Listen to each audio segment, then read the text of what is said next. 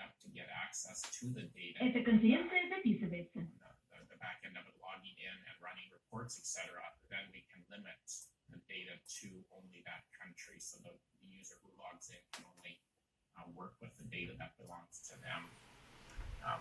Other information about them, their gender, etc., age grouping, so we can kind of run reports based on that. And just general information about the patient. Now, the difference between the physician side and the public is this part here isn't displayed in the physicians. Instead, they have a screen that collects all of the details about a patient. So their first name, last name, birth date, chart number, a lot more information can be put in when the physician themselves are entering the event. So the form changes a little bit there.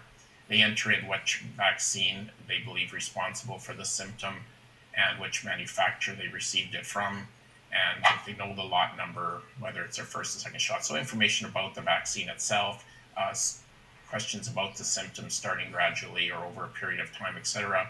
What the outcome was, if they had to make a trip to the clinic, or if they required emergency treatment, etc., if they were admitted, and if they were admitted, down here we collect which facility were they admitted to and for how long.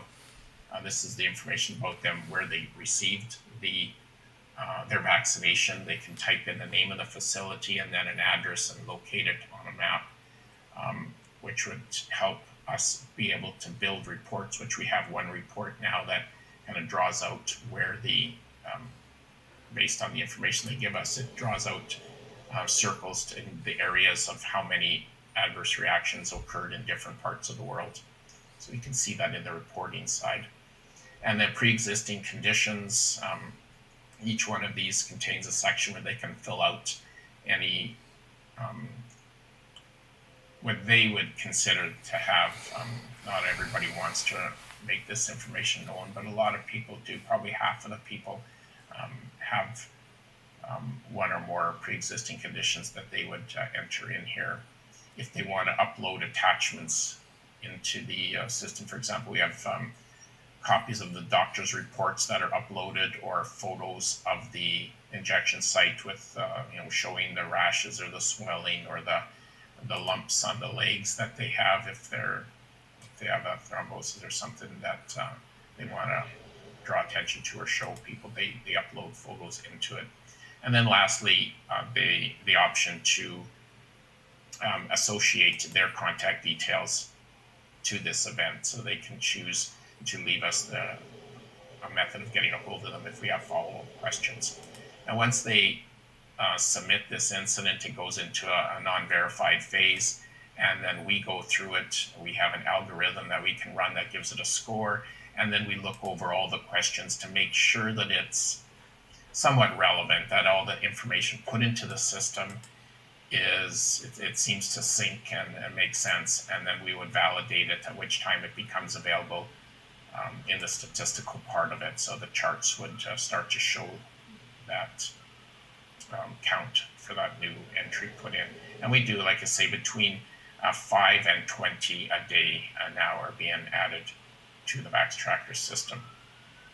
So thanks, Mike. I wonder if, for the rest of the time, maybe it might be best if the doctors could ask questions, if they had questions about what the system could do, just like they look at it from a different angle, not so much. Yeah, absolutely. I was just going to bring up the stats page just to show that we do have the option, because we're talking around the world here, to be able to select different languages that the public has access to when they're both filling out the report and when they're running reports. But with that, yes, definitely I'll take some questions about it. Thank you. Does anybody have any questions for the developers of this system? So sorry to be late, but I would like to understand. This is some kind of medical software who is official and legal for Canada, or it is development of some kind of company who is dedicated to resolve these issues. Amanda, did you want to address that if you're still present? It's not Your first part of it was is it sanctioned and licensed by a specific country? It's not. We built it for the public to have access, and we're kind of making that available to the different organizations and the different groups to be able to pass on the site's URL, the pointer to a link to the site so that they can enter their details. To say if it's sanctioned or not, no country is really saying we need a system that collects side effects from a vaccine. They kind of keep that to themselves. That's why we created it for the public to report it. And then now we're finding out that a lot of physicians are seeing patients with side effects, and they would like a place to report instead of going through the yellow card system, for example, in the UK or in Canada. The process for filing an adverse reaction is extremely onerous and not really worth it for a physician to take the time to do it. So we built this for them as well as for the public. Mike, this is Carol. I'm not sure if I heard you say, do you send this data to VAERS as well? No, we don't send it to VAERS. We import the VAERS data every week when they release their new update on Friday afternoon. We have permission, I guess, because they give everybody permission to download the data as long as you meet their licensing requirements, etc. So we import that. Understand. I have a great concern here. Part of the problem is that, and it may have been set up this way on purpose, is that there are multiple ways to report data, and there's not a single source like you normally would with an investigational product, like at a company, right? So my concern is that the data is going to come here, and it's not going to go to VAERS or Yellow Card or any other system so people won't be able to track the adverse events. Nobody will know about the adverse events because, and no offense to this beautiful system, I wish the FDA had this or the CDC. But if data comes here, it won't be represented in the large database of VAERS that everyone looks to. My other concern is that the doctors, especially in the US, I don't know about the other countries, they are obligated by law to report hospitalizations, deaths, certain categories of serious adverse events to VAERS. So I have a great concern that important data is not going to end up in VAERS. It's almost like when you have an election and you have several people in the primaries running for election from the same party, say Republican, it kind of takes away from the main candidate. Those are my concerns. Yeah, no, very valid. We didn't build this really for the US because they have the VAERS system, but as you know, the public themselves, they cannot report in Canada. They have no place. They would have to go to their physician, and then that physician would want.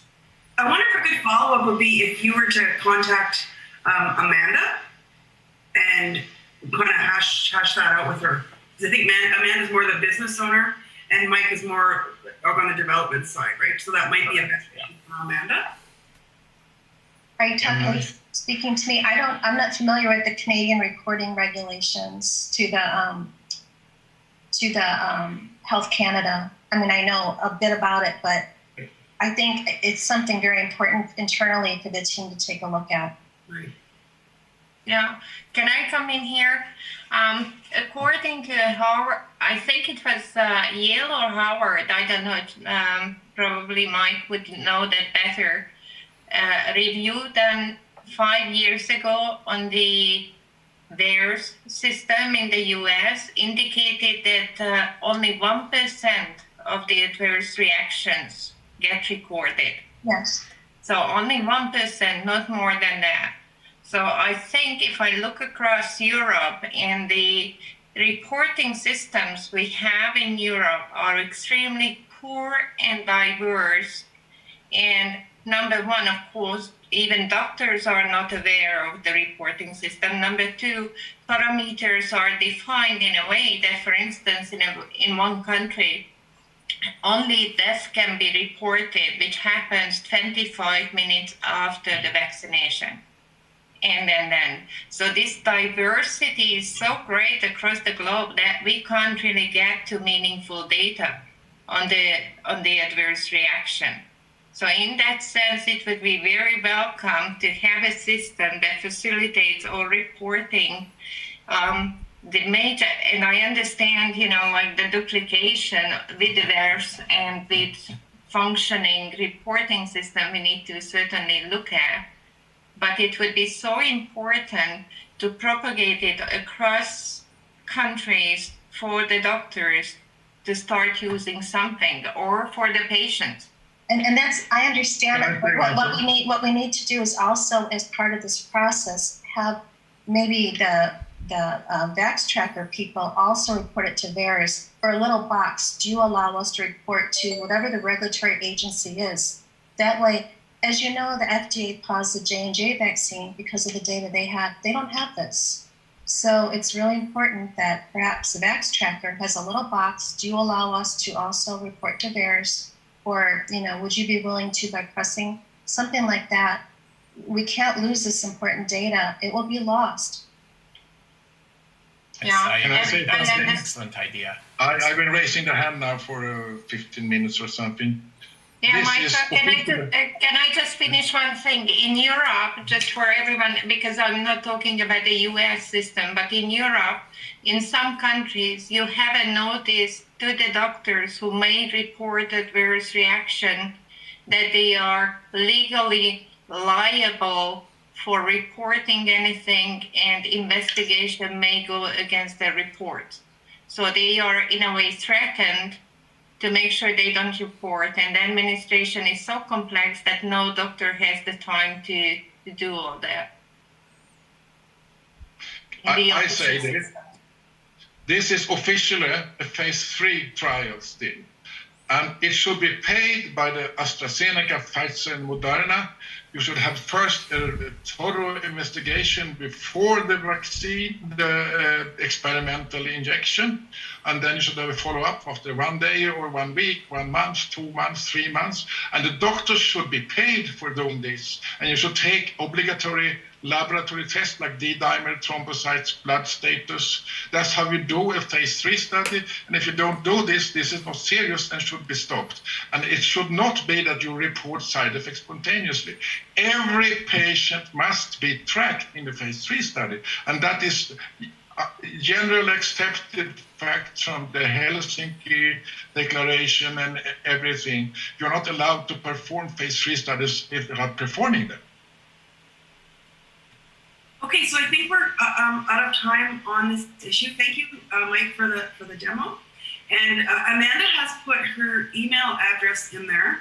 And so if there's people have comments or questions, or sounds like this is something that we're going to have to that's going to have to be discussed again. So feel free to email Amanda on that. Just Well, one thank you, everyone. sentence here. I'll sign off here if there's no more questions then, and I'll leave you to your meeting to carry on. Thank you, Mike. I just want to say thank you for all that work. It's a tremendous work you are doing there. Thank you very much, and I hope you get a chance to play with it a little bit, and look forward to your feedback. Thank you. Take care. Oh, are we over to Heiko again? I think we are looking for the country updates. Yes. Let's go ahead. May you show the agenda first? So this will be 1 minute maximum. Yeah. Here. And this will be broadcasted and recorded, of course, before. So it will be great. So this will be one shot, in a row. So be prepared. We will do it one country after the next. So Karen, may you put a list together who will be, and put it into the chat, who will be first, second, third, and so on. And so I would perhaps, I think I may start from Germany, and then we Hungary may be next, England, and so on. And please put your name and your country into the chat so Karen can put on the list. That's fine for you, Karen? Yes, and we're particularly looking if there's something, we want to give people hopes, or if there's some good news from a country that's happening, we'd really like to hear that. And I'm waiting in the chat. If you want to go forth, just put your name and your country, and I'll put you up next up to speak.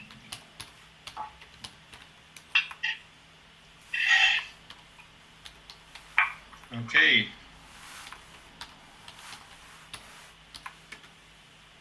So get prepared. Yeah. So thanks, Karen, for the words. That's right. So of course we are facing a lot of problems, but we've got a great chance to overcome all this madness and all this oligarchic criminal events that happened not only since last year, since decades, and perhaps since centuries. So a lot of people are awake, and that's a great opportunity. So please try to keep your statement up to 1 minute, plus in the end or at the beginning, as you like, add some good news if you can. Okay, and this will be great if we have India as well.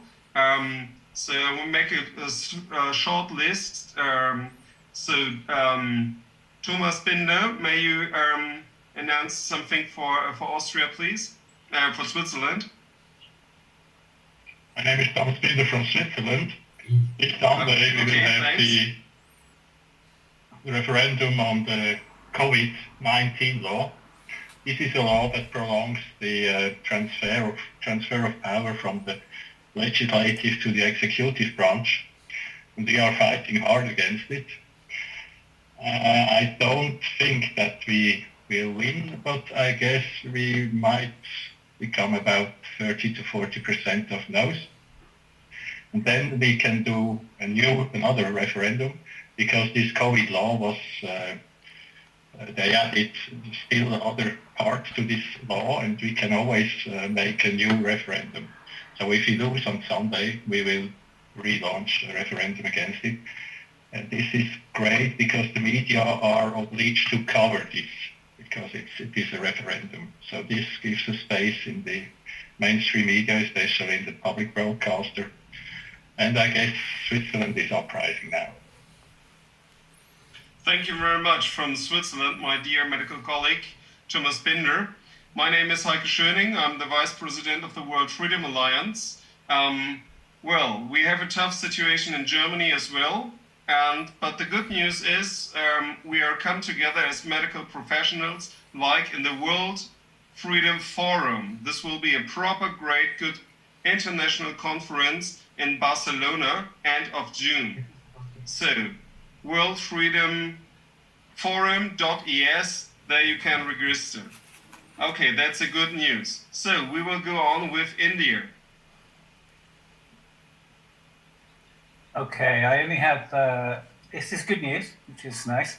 Today an article came out that the chief scientist, the World Health Organization chief scientist, an Indian lady called Dr. Soumya Swaminathan, has been served a legal notice by the Indian Bar Association. And this is for misleading India on using ivermectin as a treatment for COVID-19 and hiding information from India that ivermectin could be used as a potential treatment for COVID-19. The case has been registered today. It's a good start. Hopefully we'll have many more cases coming out, but this has just got reported coming out today, so it's good news. Danny, do you want to just give a summary of the starvation issue, just because it is a true update for your country? I think it's pretty Yeah, okay. So I've done I've dug up a pile of research on the issue of starvation in India. There's been many surveys done. A summary basically is from the research done that the average income of the people surveyed basically dropped from $94 a week down to $26 a week, which is a 72% reduction in income in a 2-month period in the lockdown, and that's expected to continue. So we have a huge issue with potential mass starvation in India, which seriously needs to be addressed.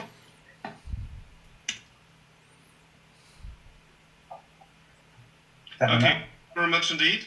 So now we are switching to Britain, England. My dear colleague, Zach Cox, please go. Hi, I'm Zach Cox from England. The great news is we had over 1 million people protesting on the streets of London at the end of May. So I've been saying for ages that more and more people are waking up. There's the proof right there. And the resistance is getting bigger and bigger, and we will win. And we have, of course, overwhelming evidence that ivermectin is that cure that everyone's been waiting for. So no one needs to be frightened anymore. That's the main message I want to give out to the public. No one needs to fear this disease. You need to write to your politician, write to your doctor, and insist that you get given ivermectin. Thank you. Thank you very much indeed. So now Greece, my colleague. Yes, I can't speak to good. Please, let's go. Hello. Greek news is not really very good, but we will change it. Prime Minister and the President of the Greek democracy, they are talking about the vaccine to become mandatory for all healthcare professionals. Otherwise, they should lose their jobs. That's what they say, but they haven't really passed a law about it. They also have their Minister of Development to say that an employee can be fired if not vaccinated, and that's absolutely fine. Today there was a big strike in Greece for changing some stuff about employment, but they didn't talk very much about the vaccine. However, things are changing because last Saturday we had, as World Freedom Alliance, in the center of Athens, a small gathering, and more people than the previous time had come together with us. And we have reasons to believe that they got to know about this, and they started being more aggressive about all these mandatory things. We're planning to make some good letters and do some legal actions that we will let you know about. Thank you so much. That's great. Thank you very much indeed. So now we are switching to East Europe, to Bulgaria. My dear colleague, Plammen Plaskov, please. Go ahead. Hello, everybody. I will try to keep 1 minute distance. In Bulgaria, we have good and bad news at the same time, as usual. One good news is that a new Ministry of Health is one of the persons who was used to be the COVID dissident, let's say like this. But since he was put it in this position, many of current temporary ministers in the current government in Bulgaria was chosen practically directly from the American embassy. And considering the fact that now in Bulgaria and in Eastern Europe, they play the war game, so-called Defender 2021, and more than 100,000 NATO, we need to understand, American and Turkish soldiers are in our territory. We already have some incidents. It means that under this military pressure included, it is difficult to be sincere for all our government people.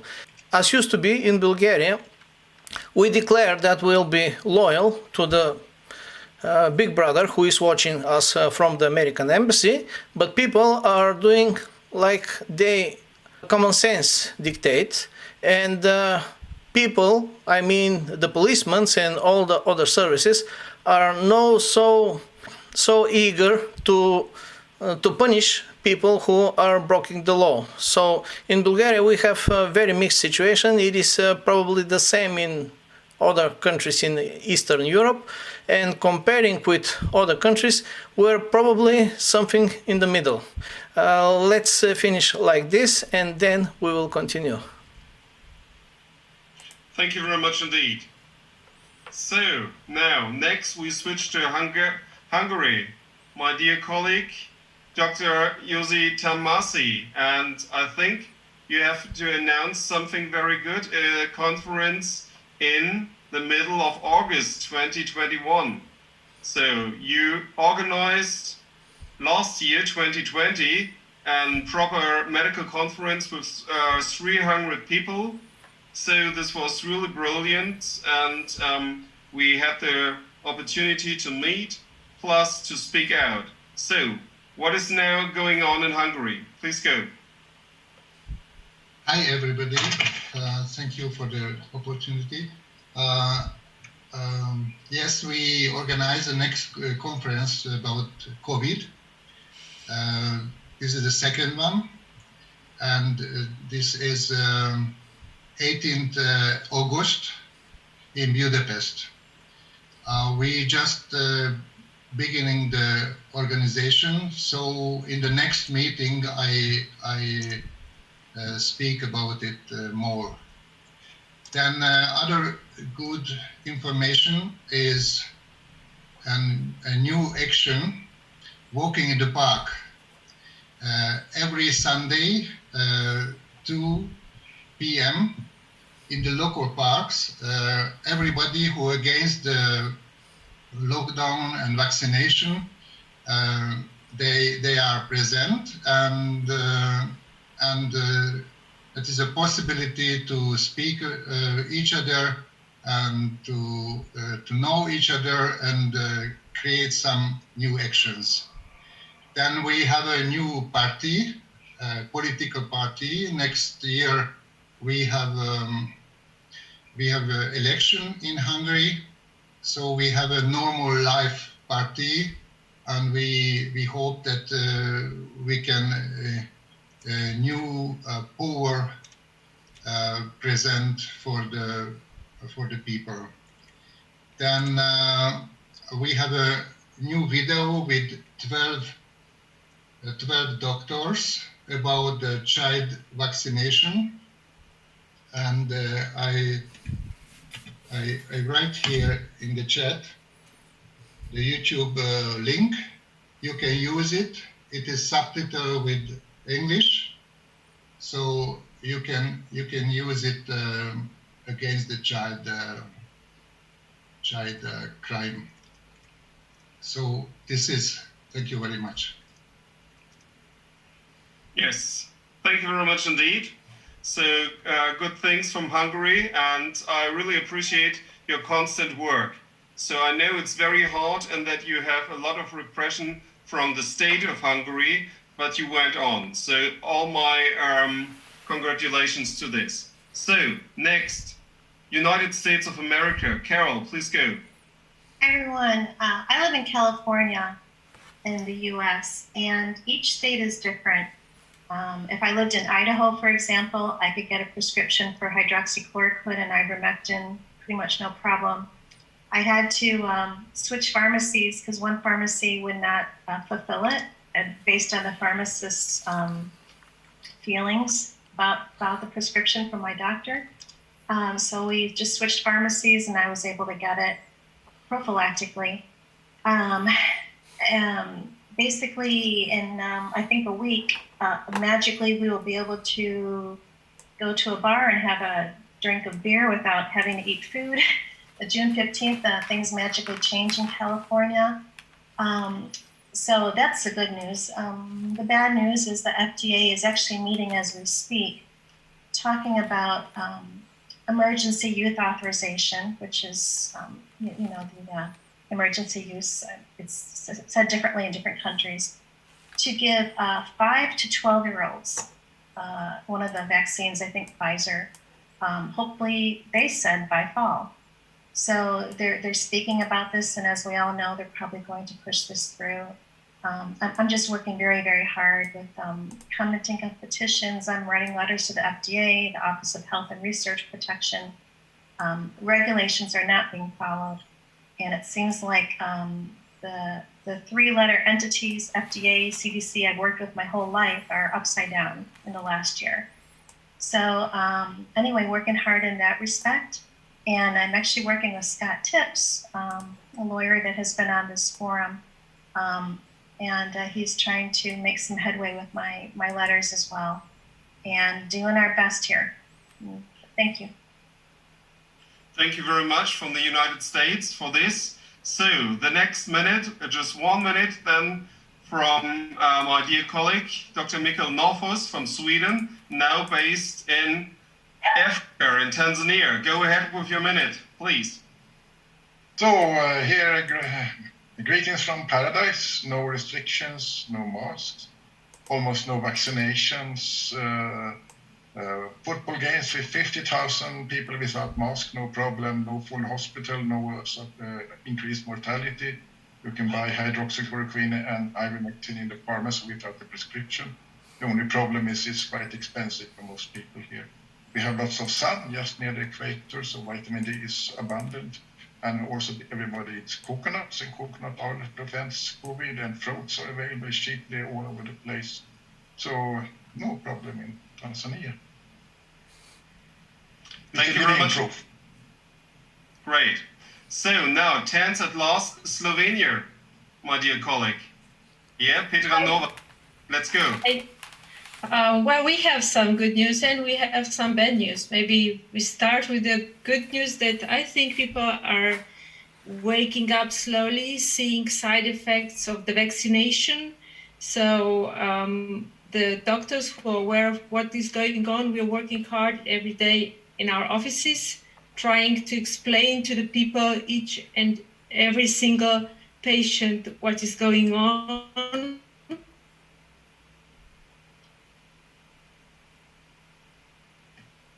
I think we can get some people off the list for life.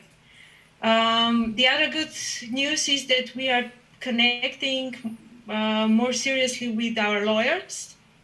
We are preparing a roundtable, and I think this is a very important step in our fight, or well, let's say for the truth. The bad news, the official medical professionals are preparing the ground for vaccinating the children, breastfeeding mothers, and pregnant women. So this is really, well, a field we will need to write and to educate our people. And about the ivermectin, they are very much against it. So they write letters, they announce on the media that this is not the drug that could be used at all. So, but on the other hand, there are some, there is an internet page now for ivermectin in Slovene, and there is also a notice that you can go and get it in Zagreb in Croatia. So we have a connection for the ivermectin. So that's all for today.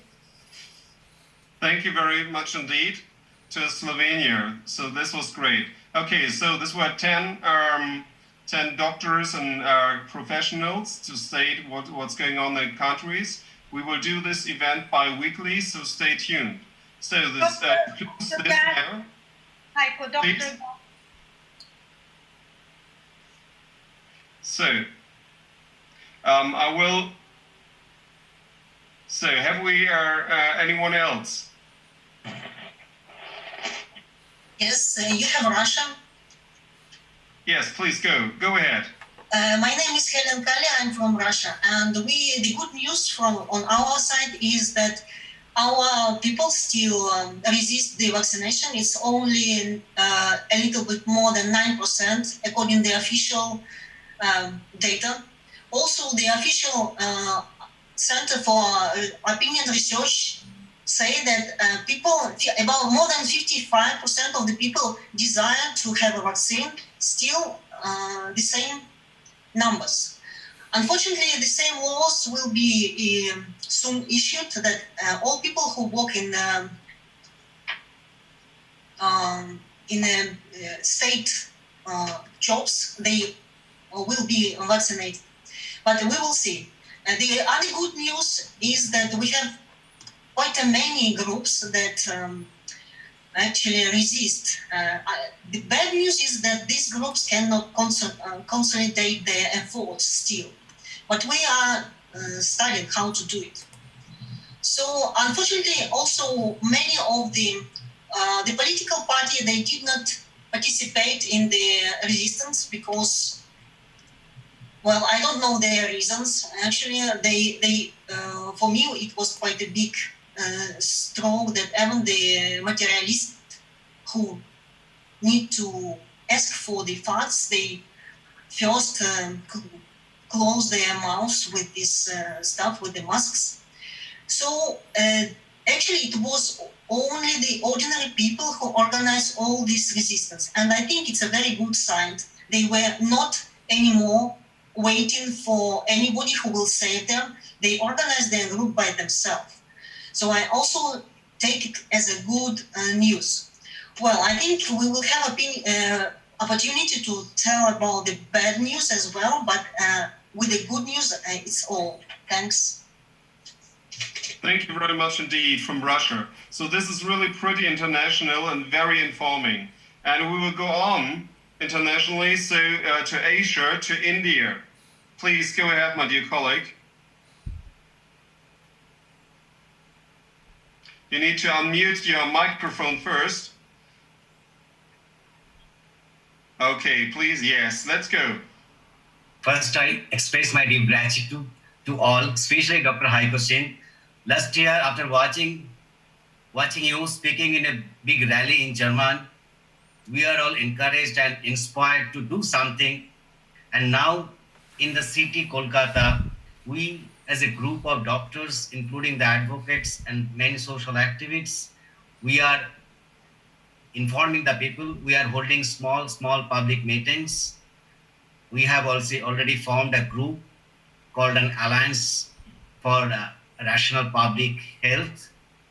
So we are moving in a direction of lodging a public legal petition in our court. So in the directions we are moving. So I think in future we'll be able to give you some more good news. Thank you. Thank you very much indeed.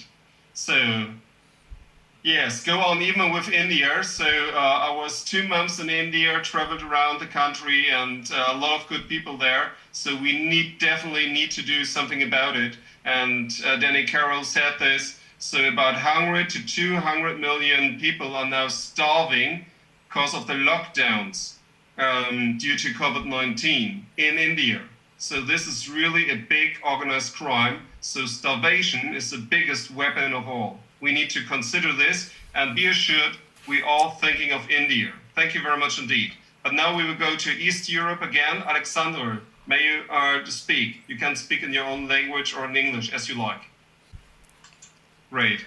And at the end, so this will be then the last statement. Yeah. Be prepared for the next one. We will have this format bi-weekly at the Medical Alliance. So my name is Heiko Schöning. I'm the medical doctor from Germany, and I will close then with some notes from the World Freedom Forum with 1 minute of video. But first, Alexander, please go. Just one sec. Okay, no problem. So then I will show the video first. So it's just 1 minute.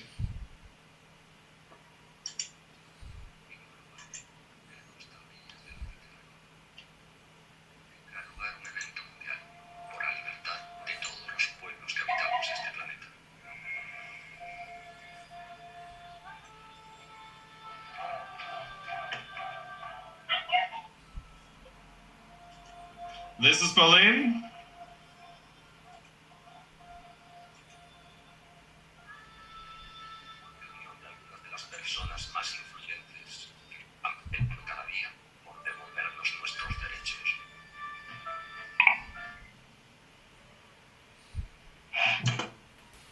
And this is Berlin again, more than 1 million people there.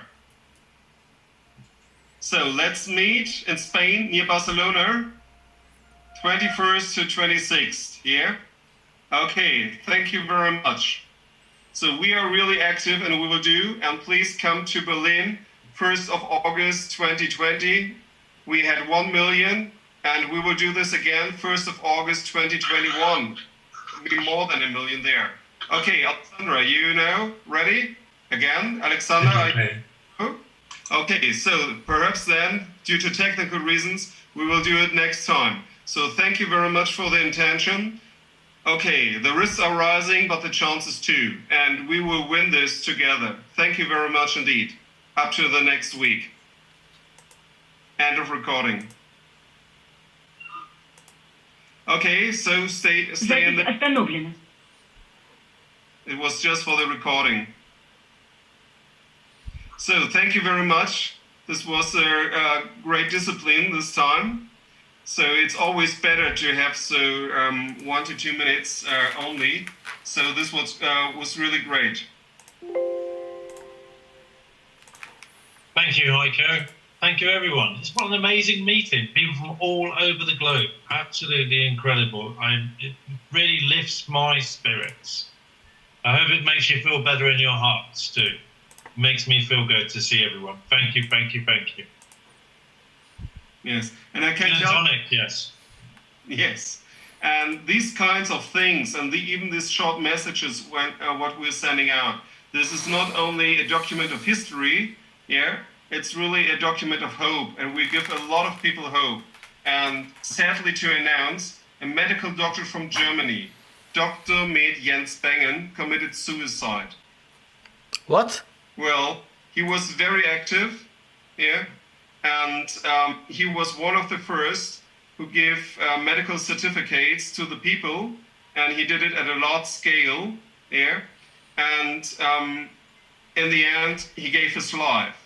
So we are all thinking now of Dr. Jens Bengen, a great medical doctor here from Germany for everybody in the world, because we are family of mankind. And I appreciate that you all today attended to this meeting, to the Medical Alliance, because if you're here and when we record it and when we send this out, this will give a lot of people hope and prevent people from committing suicide as well. Thank you very much indeed.